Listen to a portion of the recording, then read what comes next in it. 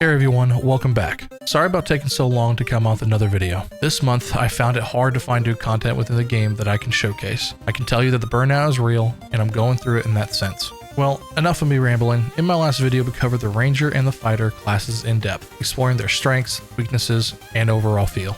Today, we're shifting focus to the Mage. After leveling it to 20 and testing extensively, I've got a lot of thoughts to share. I'll reference the Ranger and Fighter occasionally, but if you want a detailed breakdown of those classes, check out my previous video.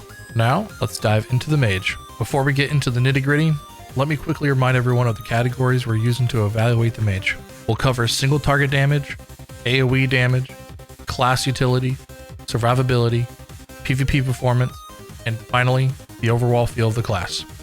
When it comes to single target damage, the Mage stands out for its burst potential. Shatter is the centerpiece of the Mage's single target burst. By chilling a target, freezing it, and following up with lightning damage, you trigger a devastating 300% bonus ice damage explosion. It's highly satisfying and excels in both PvE and PvP scenarios. Sustained damage is where the Mage struggles a bit.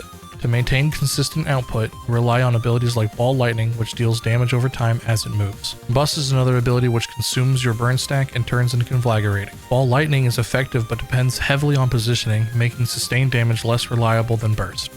AoE damage is where the Mage truly shines. Here's an ideal AoE rotation to maximize your damage. Start with Arcane Circle, follow up Hoarfrost into a Cone of Cold, then use Lightning Strike, cast your Ball of Lightning, blink through your enemies. Finally, finish with Chain of Lightning. When executed properly, this rotation ensures easy damage to large groups of enemies, making the Mage unmatched in AoE situations. I know people in the comments will say, "Hey Ruined, this is not the best rotation." I know, this is not a min-max video, so I won't be covering that.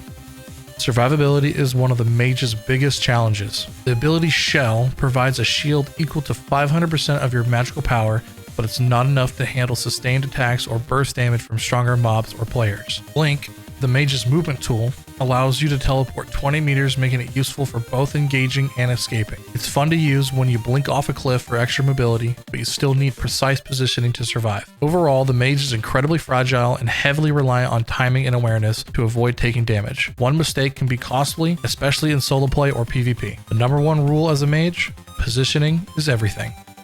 In PvP, the Mage is high risk, high reward class. If left unchecked, the Mage can decimate opponents with combos like Shatter and abilities like Ball of Lightning. However, the class's squishiness makes it a prime target. Rangers can almost one-shot Mages with well-timed attacks, and Fighters can close the gap quickly and lock them down. To succeed in PvP, you'll need a master staying at a safe distance while maximizing your burst potential. Positioning is everything. If you can avoid attention, you'll be a major threat on the battlefield. Playing a Mage feels incredibly rewarding for those who enjoy high damage, skill-intensive gameplay. Landing combos like Shatter and wiping out groups with Ball of Lightning is immensely satisfying. However, the class can also feel punishing due to its fragile state and reliance on positioning. Gearing up as a Mage can be slow. As a light caster, gear isn't abundant as other types. But once you hit your stride and acquire better gear, the Mage becomes a force to be reckoned with in both PvE and PvP. The Mage is the undisputed AoE king and offers unparalleled burst damage potential. However, it requires precision, awareness, and careful positioning to succeed.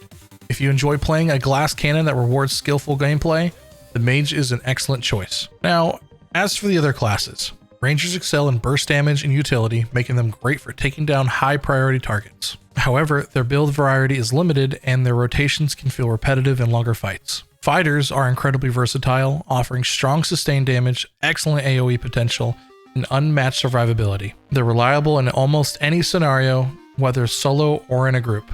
Remember, each class brings something unique to the table, so the best choice ultimately comes down to your playstyle and what you find most enjoyable. For more details on the Ranger and Fighter, check out my previous video. Well, that wraps up this Mage Focus breakdown. If you enjoyed this video, don't forget to like, subscribe, and hit that bell so you don't miss any future Ashes of Creation content. Are you planning on to main a Mage, or are you sticking with other classes?